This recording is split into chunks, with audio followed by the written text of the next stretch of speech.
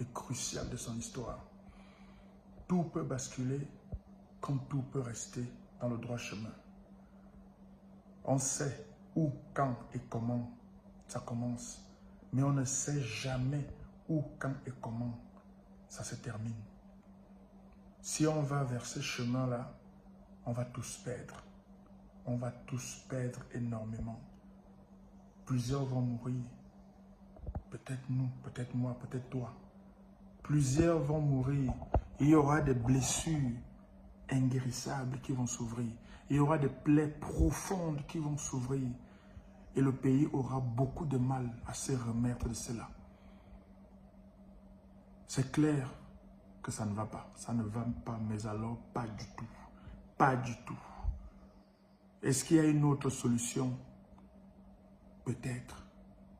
Mais moi, je veux dire aujourd'hui à ceux qui nous gouvernent, au président de la République encore en place, au gouvernement, à tous ceux qui travaillent avec lui.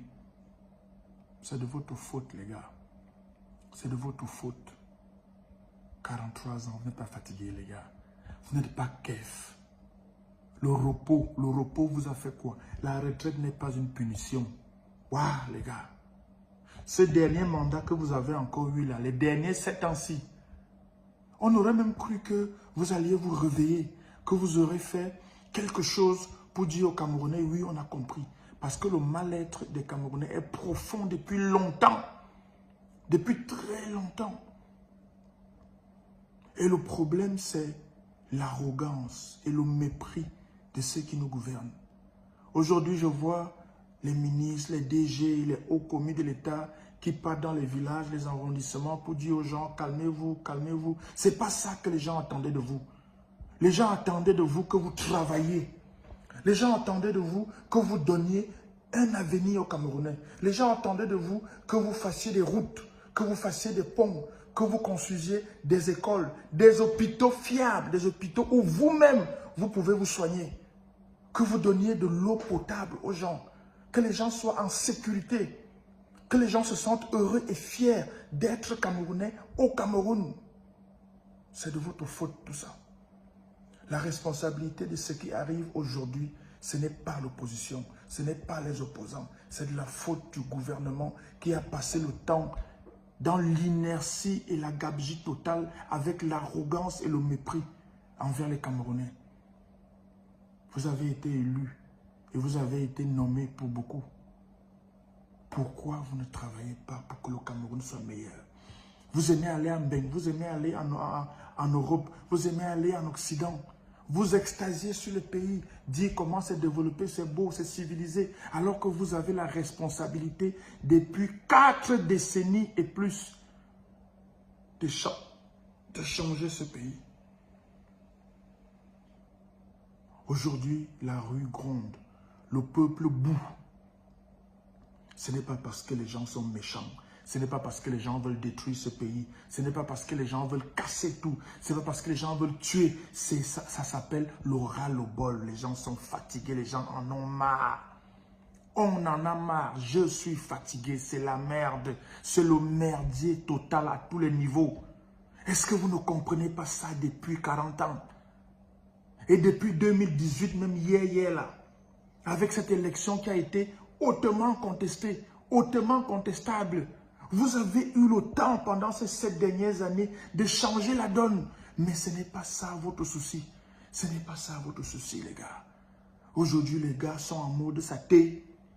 Les gars sont en mode saté parce que beaucoup n'ont pas d'espoir. Beaucoup n'ont plus de confiance en vous. Monsieur le Président sortant, la confiance a disparu depuis longtemps. Même quand vous changez de gouvernement, quand ça vous arrive, quand vous faites des réaménagements ou des aménagements ou des réajustements de gouvernement, ça ne sert à rien. Ça ne sert à rien du tout parce que la tête pensante, celui qui doit diriger le pays, celui qui doit s'assurer que le pays fonctionne, que les ordres qu'il a donnés sont respectés et suivis. Est-ce qu'il fait ça, Monsieur le Président? Est-ce que vous nous gérez? Est-ce que vous nous gérez, Monsieur le Président? Même pour votre propre campagne, Depuis 2018, vous faites seulement une ville et vous rentrez. Même pour votre propre campagne, Monsieur le Président, vous ne prenez même pas la peine. Est-ce que vous nous gérez, Monsieur le Président? Est-ce que vous avez notre temps? Vous donnez des ordres. Vous nous dites que vous donnez des ordres. Vous donnez des instructions. Vous avez mis en place des projets. Est-ce que vous surveillez ces projets? Est-ce que vous vous assurez que les projets que vous avez lancés sont menés à terme et bien menés? La plupart de vos projets n'ont pas donné, sinon tous ou presque. Ils n'ont pas donné, Monsieur le Président. Ça ne donne pas. Aujourd'hui, le peuple gronde, la rue gronde. La seule chose que vous allez faire, c'est nous envoyer l'armée. Nous envoyer les gens en tenue pour tirer sur les gens. Est-ce que c'est une solution, Monsieur le Président? Depuis toujours, c'est la même solution que vous avez. Envoyer l'armée, envoyer l'armée, envoyer l'armée. Est-ce qu'il n'y a pas une autre solution, Monsieur le Président? C'est vous qui avez les clés pour désamorcer ce qui est en train de se préparer là.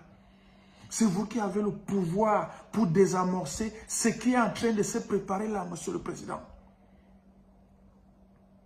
Je ne veux pas aller dans la rue. Je ne veux pas que les gens aillent dans la rue. Je ne veux pas que les gens cassent. Je ne veux pas que ce pays brûle. Monsieur le Président, c'est vous qui pouvez arrêter ça. Faites ce qu'il faut pour arrêter ce qui est en train de se préparer là. Personne d'autre n'a le pouvoir d'arrêter ce qui est en train de se préparer là. Et à vos gouverneurs, vos ministres, vos DG, ceux qui nous gouvernent. Aujourd'hui, vous venez dans tous les villages, tous les quartiers, parler aux gens, parler aux gens. Est-ce que vous avez souvent le temps de ces gens-là? Quand la période électorale passe, est-ce que vous avez le temps de ces gens-là? Est-ce que vous gérez ces gens? Quelqu'un a dit récemment, un ministre n'est pas comptable devant le peuple, mais devant son patron. Mais aujourd'hui, on voit les ministres venir parler au peuple directement.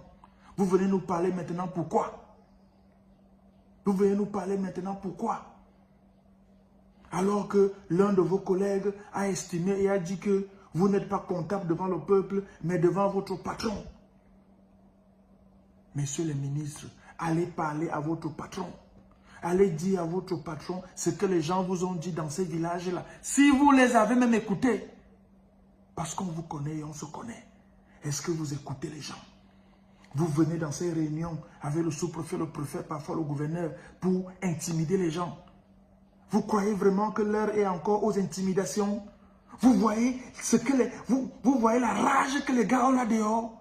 Vous venez encore pour intimider les gens, pour dire non, oh, force restera la loi. Ce n'est pas ça maintenant là. Dites à votre patron que c'est lui seul qui a le pouvoir pour arrêter ce qui est en train de se passer. Mes frères et sœurs Kamer, si on casse, c'est nous qui allons perdre. Si on brûle, c'est nous qui allons perdre. Si on tue, c'est nous qui allons mourir. Mais malheureusement, le ras-le-bol est violent. L'eau a débordé le vase. On ne peut que se retourner vers le président sortant. Monsieur le Président, c'est vous qui avez les clés pour stopper tout ça. C'est vous et vous seul qui pouvez stopper tout ça.